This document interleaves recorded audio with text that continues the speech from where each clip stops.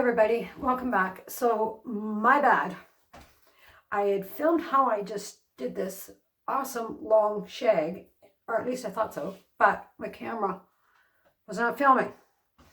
So I've decided to stop because I was already in the process of doing the finishing touches when I realized I wasn't videoing. So I'm going to tell you what I did because it's so easy. I don't even need to do it again to show you how easy it's done. First of all, I did this because I had a professional cut and through here was a nightmare. They were not even. This side was more textured, more layers than this one. But, okay, bangs. I asked for heavy bangs and now I'm regretting it. But unfortunately, there's not a whole lot I can do about the bangs. I can wear them down if I want to keep trimming them, or I think I'm just going to let them grow out. Onward. So, believe it or not, the last part of this entire cut is the length. I know, totally backwards, right? So, I started with the cut, or the part that I showed you back when we did the ponytail cut. I think that's the one it was. Yes, was it the 4 ponytail cut? No, it was the ponytail cut. Anyway, the one right by the ear. Okay, so I did that on both sides, like so. Okay, you're going to be precise. I'm just showing you the steps. And I pull that all up into a ponytail right here. Okay, saturate it.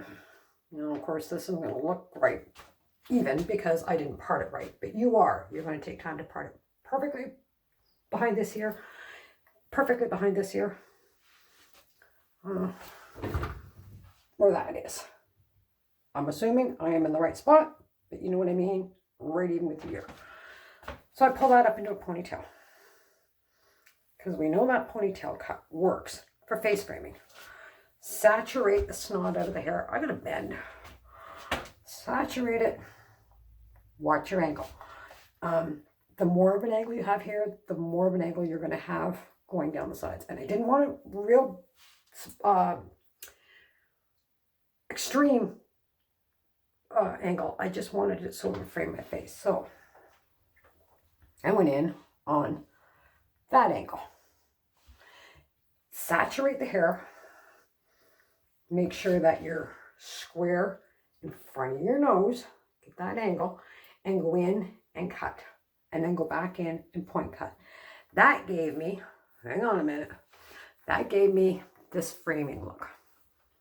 Next part, to get all these awesome layers in here, I have a still, I'm pretty sure I have a still of what it looked like before I cut it. I'm not sure.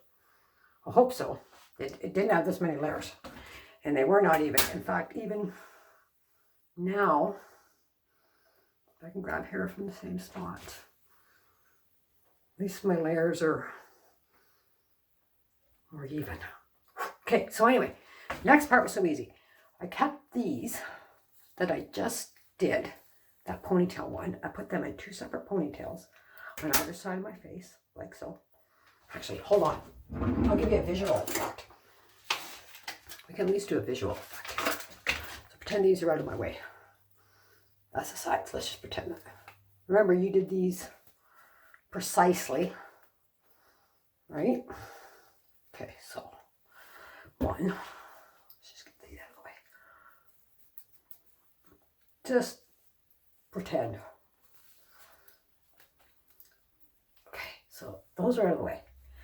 Next part was so easy. Everything's a 90-degree cut.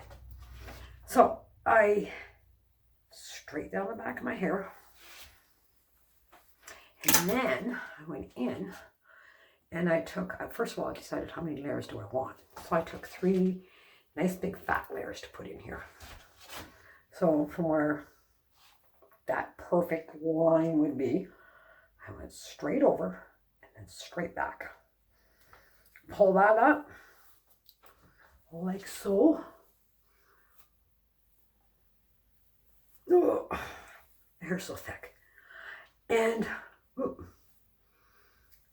I cut off but this much, believe it or not. So then while I have this one cut, I need a guide. So I go over here and pull this side up and I get my guide. Okay, so now I can let this one down. Forget about that side. Oh, so easy. Go back. Now let's use this one. And get another layer from that straight line, going straight back and straight over.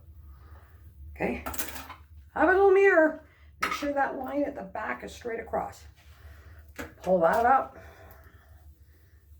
like so. And you'll be able to see where your previous cut was.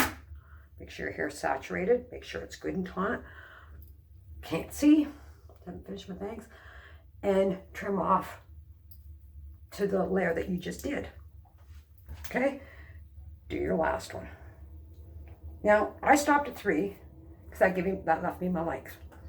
Depending on how long your hair is, you could probably put 3, 4, whatever. As long as they're evenly spaced. That side's done.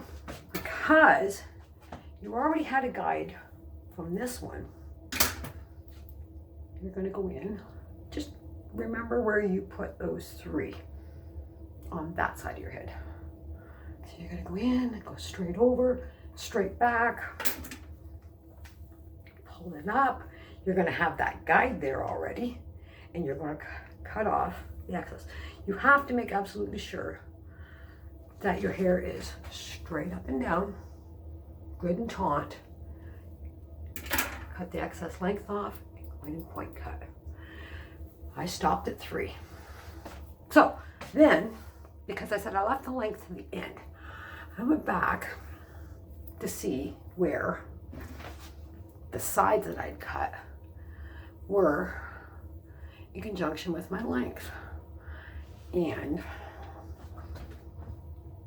close enough.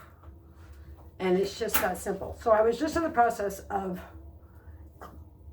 styling. So I love my big barrel. To give it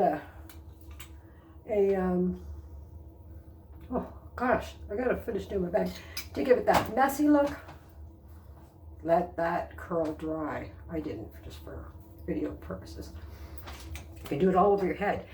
The other thing you can do, and I love this look, is with my round brush, I'm a blow dryer, and just keep pulling it up like so and drying it, and it just comes, your entire hair with this dew will fold forward, believe it or not. The other thing you can do, straight iron. You can straight iron. The layers will be fine. You can use your straight iron to do your little flip-de-doo because there's so many layers. Or if you want to get old-fashioned, let's go to this side for a minute. Let's just try something. I shouldn't say old-fashioned. Let's say timeless. I can take that front layer, hold it, and drop it. Wait till it's cool. Don't do what I just did. My bad.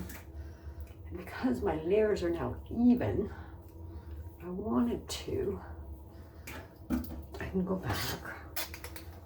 Any size barrel. And just give it that soft look. Or I could go down a size and put, I don't have my other one plugged in, but you could go down a size even and give yourself ringlets. I don't even know, do they still call them ringlets? Can't even remember if they still call them ringlets.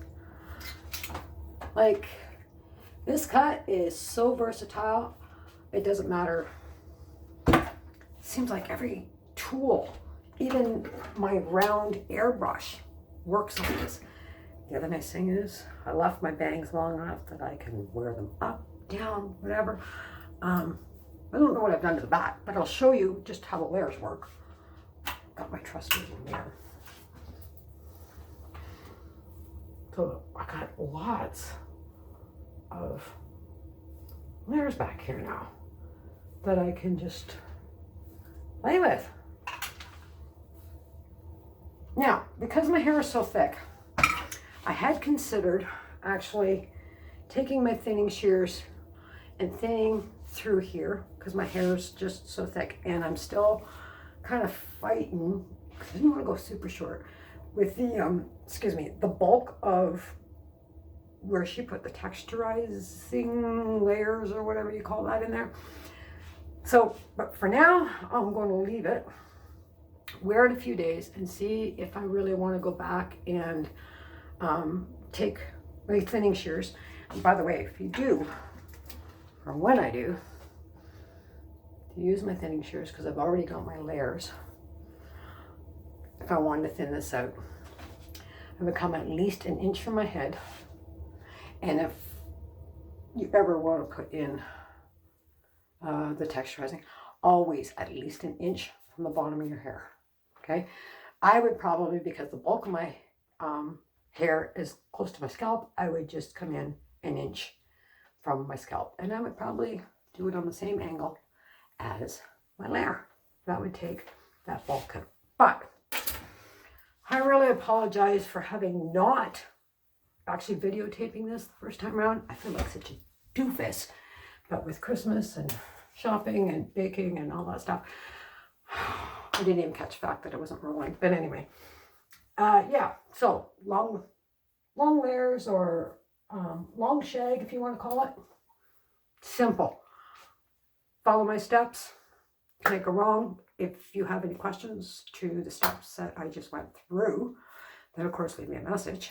And happy holidays, everybody. I'm going to finish this up, and I'm going to go finish my Christmas shopping. Bye now.